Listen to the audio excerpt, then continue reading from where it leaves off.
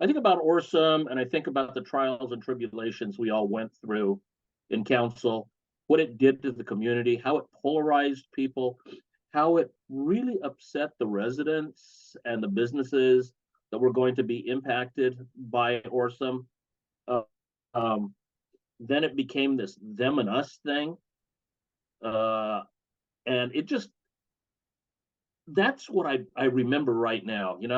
I was thinking about this when you first asked me, and it sure set me in a position where I wanted to take a firm stand about how unhappy I was with this project. And I think the community saw that. Um, you look at how the voting went, and you go back to some of the conversations we had from the dais and off the dais, and one on one. You saw how angry not only I but McConnell was, and members of our community were about this project. I want to digress just a quick moment. Please. Yeah. When this first came about, I had not been elected mayor yet. I believe I had just become the vice mayor. And I remember getting a call from, I want to say it was Osby, who wanted to talk about the project because he knew about it and he had talked about it, not formally, but just, kind of in conversation. And none of us really knew what it was about. And then I started, getting calls from like Steve Bryant and others that were involved with Orsum, the little groups and so forth. And initially, it really sounded like a good thing. I mean, that was without any research. That was just hearing from people that it was going to bring hundreds of jobs to the community, that it was going to be clean, that they were going to plan this out so there would not be any impact to our residents, to any of the businesses. And I thought, wow, hey, this is nothing short of a good thing, because they claimed there would be at least 100 jobs, if not more. And Anna, you know as well as I, it's jobs in this community that are good jobs are hard to come by. Yes. And back then, this was kind of like, wow, this could be a blessing for our community, let alone what it would bring in monetarily to our coffers, because obviously back then we were still struggling and we needed the money. So, okay, that being said, I remember that I was at a chamber of commerce breakfast, and I was already the vice mayor, and Osby didn't show up, mayor didn't show up for whatever reason. And so they asked me if I'd say a few words. And I remember I was so in favor of the project. I was so excited about the project that people applauded me for being such a positive uplift. Well, as time went on, I began to look at things, because then they said, you know what, we're going to make this green cement. And that puzzled me. What the hell is green cement? What do you mean? Is it colored green? What do you mean? So they said, oh, and they described the ingredients and how they were going to blend the ingredients at this Vallejo plant. And I thought, oh boy, that's interesting. And when they said we're going to bring steel in from, or slag, I'm sorry, slag from China to grind up to add to the cement, then all the bells, whistles, and red flags started coming up, and I started to question it. Environmentally, where was this going to go? And so I started to do my own research. I met oh God, I can't remember his name. Peter Brooks. I met Peter, and I talked to him, and I said, Peter, what do you think of this whole thing? And he started giving me his input about the negativity of this, and it just gave me more to research. I wanted to see what all this was. I began talking to people in the know about cement and about where this slag was going to come from, and it frightened me because number one, if it was coming from China, was it polluted in some way? Could it have been radioactive in some way? You know, who knows? No regulations. Yeah, nobody knew. All we knew, it was slag that was coming from China. They were going to bring it over on a big boat, a big freighter, and offload it into their plant. Well, and you can see where that's going. Well, yeah. You can see where that's going. Yeah. Okay, so you're going to bring in the material. Initially, they said they were going to come in off of Sonoma Boulevard and take a left on Lemon, go down to the end of Lemon into Orsom.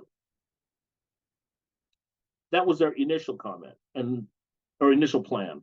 And I thought, oh boy, well, it is a commercial right away, but now it's going to be inflated with truck traffic that's going to be coming through there. And then they talked about the number of loads that were going to come through. And so I'm starting to do the math in my head, and it's like, are you kidding me? You're going to beat this highway up.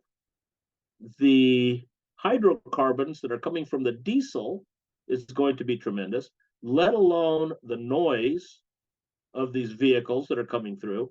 Granted, it's a state highway, but it doesn't have the number of vehicles that they were going to bring in. Okay, all that being said, I started going out and talking to neighbors, talking to the residents, talking to the businesses.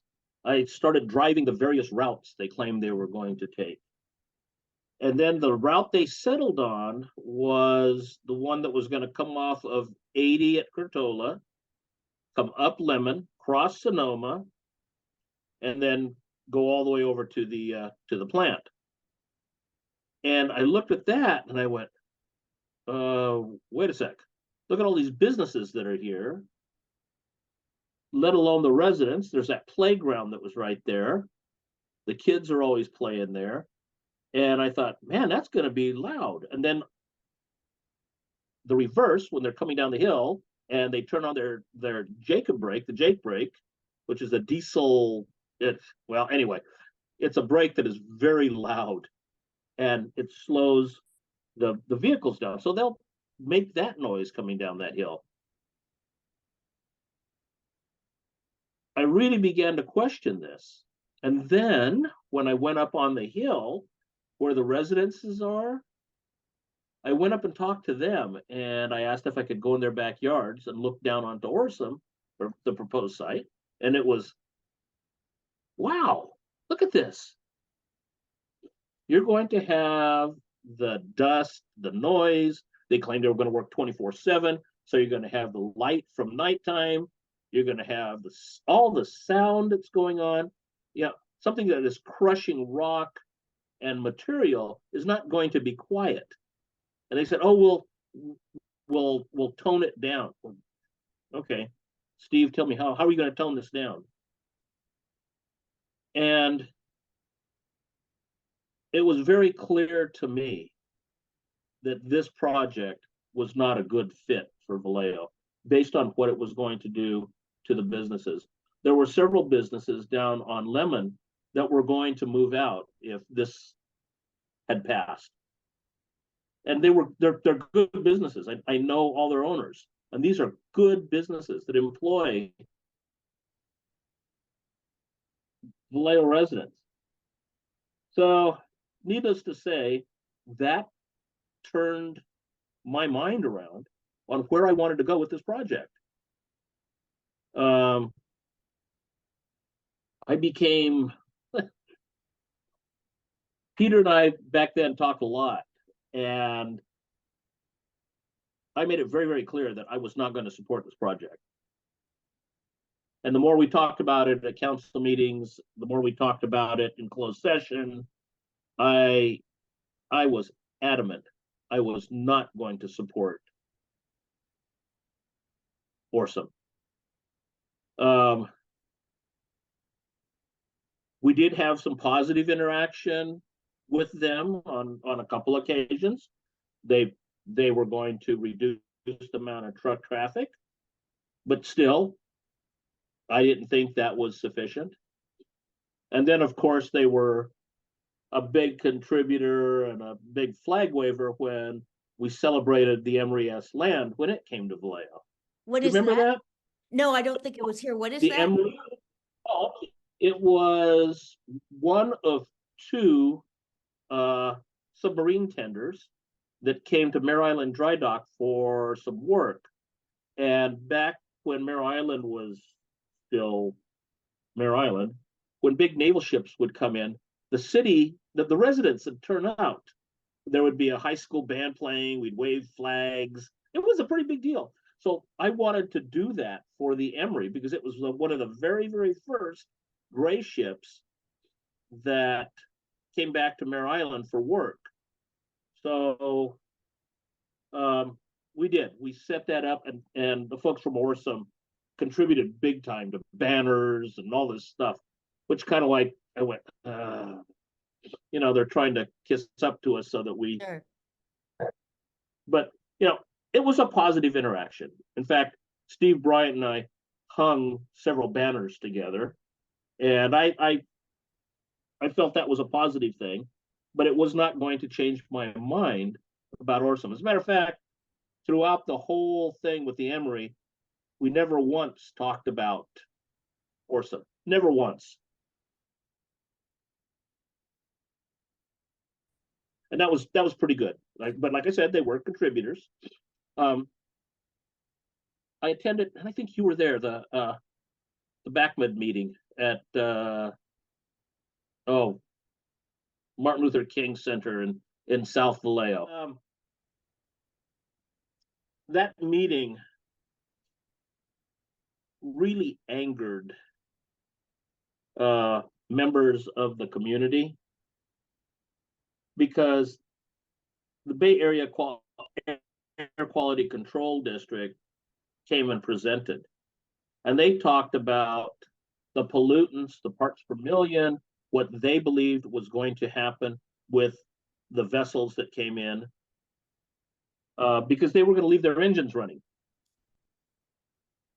Yeah, they were going to leave their engines running. So these big boats, ships, bigger than the Golden Bear. I mean, we're talking ocean-going freighters. That's what was going to dock at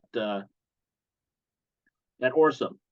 They would leave their engines running, and they use a high carbon fuel, bunker oil, that is just, it's terrible stuff. But when it's out to sea, I guess people don't see it, doesn't affect us. But when it's sitting next to a bunch of houses, of course it's going to affect us. And they figured the offloading time would be 24 to 48 hours. And so you would have these bulk freighters sitting there in our harbor with their engines running. And BACMED was very clear of how polluting that would be. It was disrespectful. Yes. Yeah. It was disrespectful. They were taking our residents and saying, oh, and I believe it was Steve Bryant that said this, that Vallejo is just a poor community. Yeah. And if we leave, you will still be a poor community. He said that? Yeah. Yeah. And for me to hear things like that just showed so much disrespect to all of us that we as a community couldn't decide what was good for us. We as a community were, I guess, we were all stupid, and they were going to be our saviors to bring us money and jobs. Well, you know what? We do our homework. Yeah. We do our homework, and that to me was so insulting that it was like, dude, just go away. Talk to the hand. Talk to the hand. I just did not want to hear from them, no matter how much we pushed, McConnell and me, how much we pushed against it. Yeah, it died its own death, and I'm very thankful for that. Why do you think it took as long as it did? Well, there were members of the community that believed in it. Yeah. Back then, there were folks that truly believed Vallejo was anti-labor, anti-workforce, anti-business, and here was what they believed to be a good business, and they supported it. So that being said, their supporters, who were labor people, who were wanting the jobs, I recall very distinctly that one night John Riley brought a huge labor force in to stand up in support of Orsom, and they took up half of the council chambers. Excuse me, and the other half was anti-Orsom. So that was kind of interesting. What about some of those?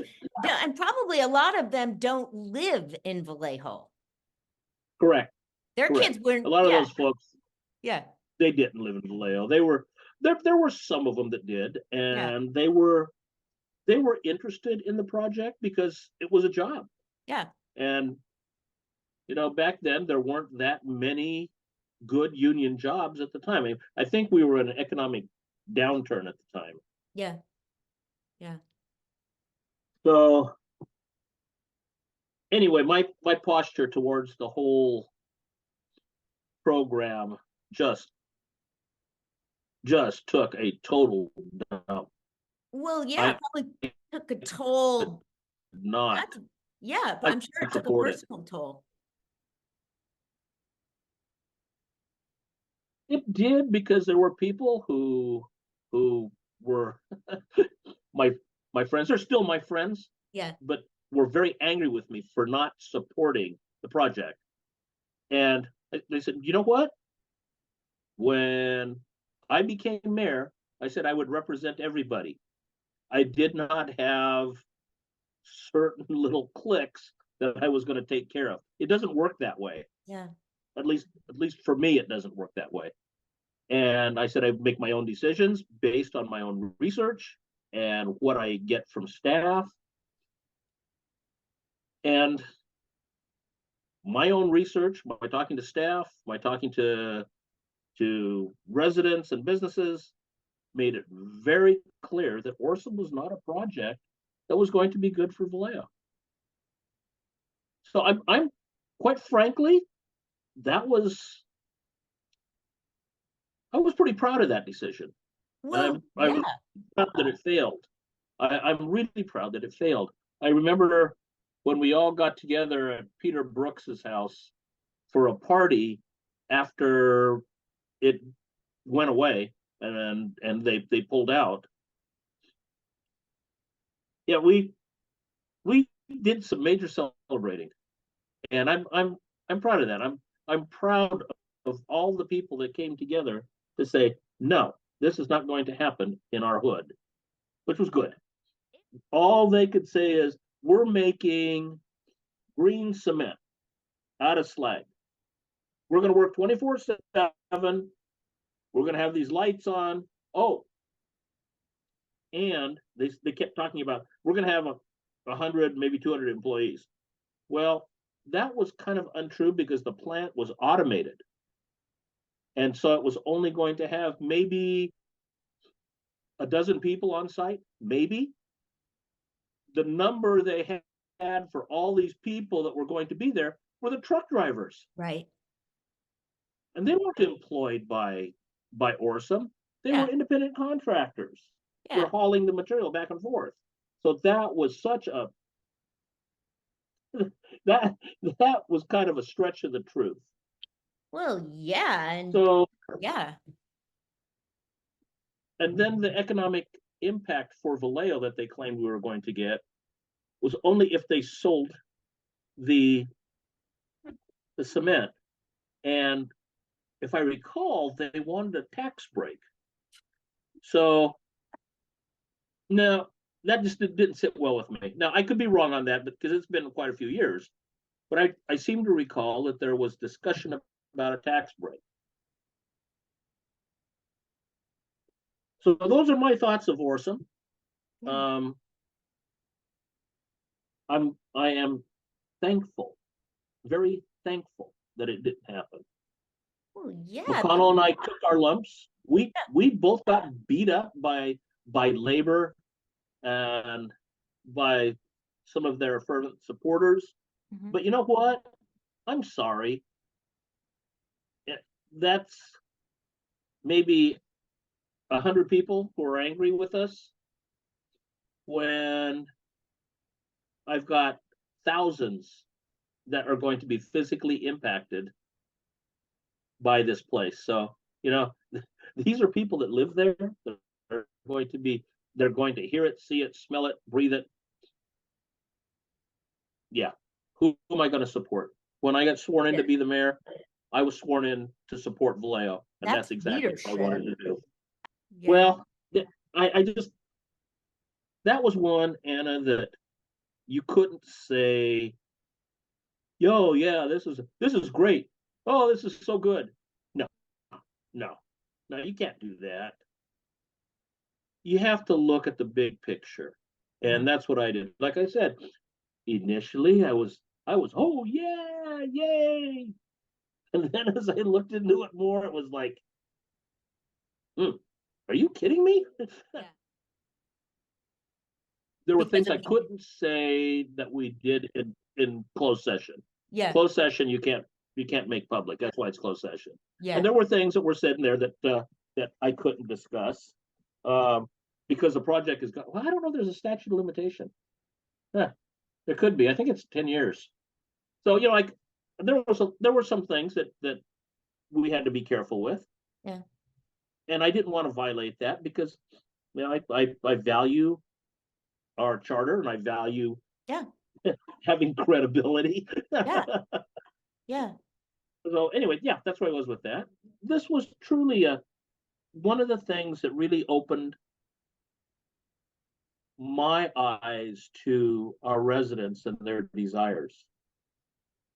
And it sure made people see the value of what we were doing. I recall being at a friend's house who lived out there on Sandy Beach, and their house was at the almost the very end. And we were out on the deck one day, and he looked at me and said, "Bobby, take a look at this. Take a look at this leaf." And I said, "Yeah, it's got black spots all over it." And I touched it, and it felt oily, almost a tar substance. And he goes, "This is on everything in our backyard." And it was, I never noticed it before. Mm-hmm. And they wondered where it came from. And it was discovered that it was from passing ships. It was part of their exhaust. Wow. I kind of went, what? Really? And boy, I could just only imagine these great big ocean going freighters coming in, docking, about a mile from their house. And with a prevailing wind coming westerly or southwest, that's going to blow all the exhaust into into their yard and all those yards along there. So yeah, that didn't sit well with me either.